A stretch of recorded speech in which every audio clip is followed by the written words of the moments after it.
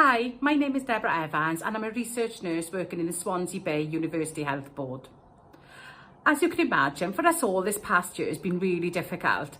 However, it has highlighted research as it's been in the spotlight due to the massive media coverage, especially with regards to finding treatments for COVID-19, including the development of the vaccines.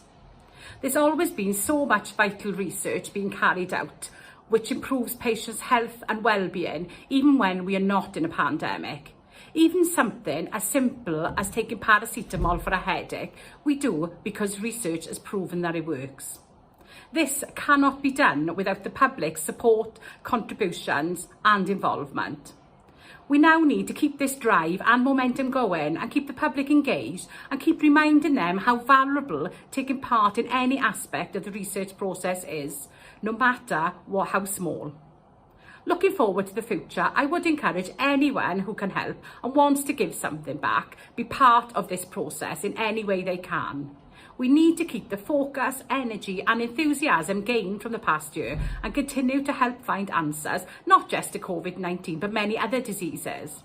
It is thanks to you, the public, that by continuing to participate in research, together we can strive to provide the best possible care that we can. Thanks.